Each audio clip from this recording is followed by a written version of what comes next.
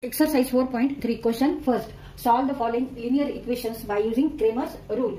First example, x plus y plus z equal to 6, x minus y plus z equal to 2, x plus 2y minus z equal to 2. Now these given equations are linear equation आणि आपल्याला ते solve करायचे म्हणजे काय करायचंय आपल्याला x ची value काढायची आहे, y ची व्हॅल्यू काढायची आहे आणि z ची व्हॅल्यू काढायची. तर त्यासाठी आपल्याला क्रेमर्सचा रूल, क्रेमरचा फॉर्म्युला वापरायचा आहे. x equal to dx by dx upon d, y equal to dy upon d and z equal to dz upon d.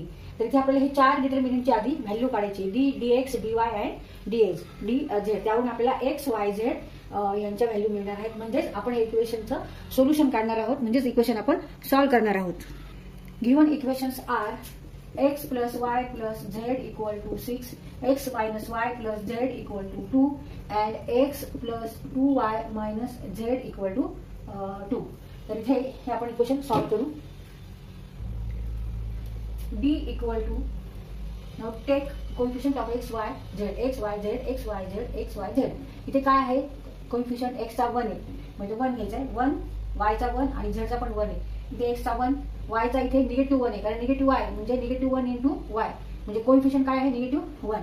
मग 1 नंतर x चा इथे परत 1, y चा कोएफिशिएंट 2 आणि निगेटिव्ह 1. तर हे सॉल्व करायचं आपल्याला. तर याच्यासाठी कोणता फॉर्म्युला वापरतो आपण, एक्सपान्शन फॉर्म्युला आणि d ची व्हॅल्यू काढायची.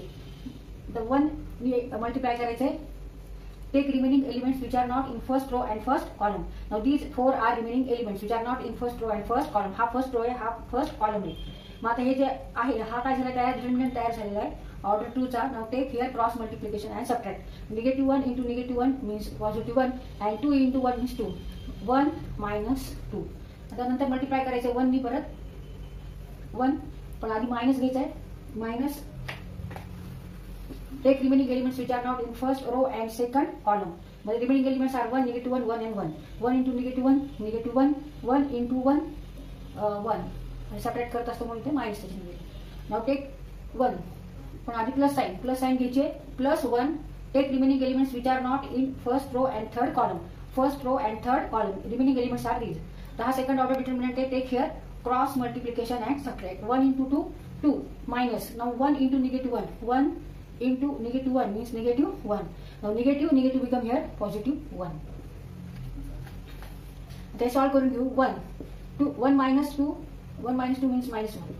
Now minus 1 minus 1 minus 2 plus 1, 2 plus 1 3.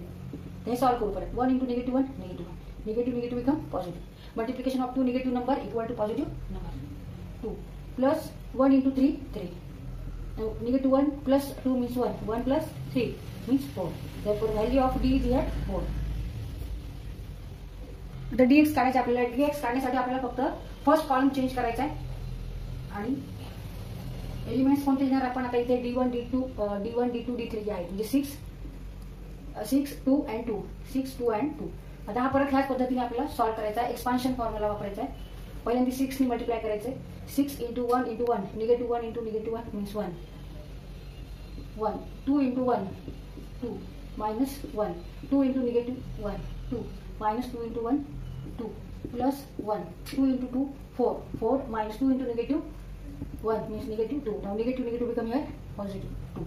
Let's solve करून घेऊ. 6 negative 1 minus 1 negative 2 negative 2 negative 4 plus 1, 4 plus 2 6, negative 6 plus 5 4, 1 into 4 4, negative become positive and plus 6. Therefore dx is also here 0 because negative 6 plus 6 means 0. 0 plus 4 equal to 4. dx equal to 4. dx equal to 4. Therefore x equal to dx upon d means 4 upon 4. x equal to 1. dx equal to 4. ह्यावरून आपण इथे x ची value काढू शकतो. dx upon d 4 upon 4, 4 upon 4 1. x equal to 1. इथे dy काढू आपण. dy काढण्यासाठी काय करायचं आहे, आता सेकंड कॉलम चेंज करायचा आहे d डिटर्मिनंटचा. हा मग असं चेंज केला म्हणून आपण हा परत लिहून काढू. 1 1 1 1 1 1 आणि आता कॉन्स्टंट 6 2 2, 6 2 2 dy. परत ह्याच पद्धतीने एक्सपान्शन फॉर्म्युला वापरायचा आहे आणि सॉल्व करायचे. dy इक्वल टू 1 नी मल्टिप्लाय करायचे.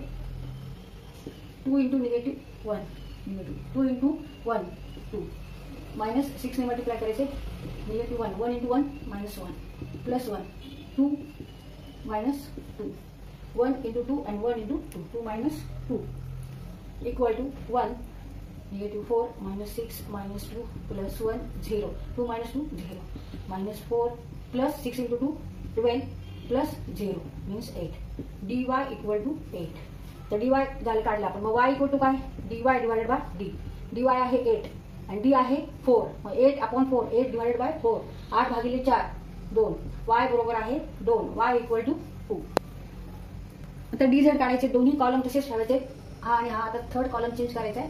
6 2 2 1 ने मल्टिप्लाय करायचे 1 ने मल्टिप्लाय करायचे negative 1 into 2 negative 2 into 2 4 minus 1 1 into 2 2 1 into 2 2 plus 6 1 into 2 2 1 into negative 1 negative 1 negative negative become positive 1 minus 6 minus 1 0 plus 6 3 minus 6 minus 0 and plus 18.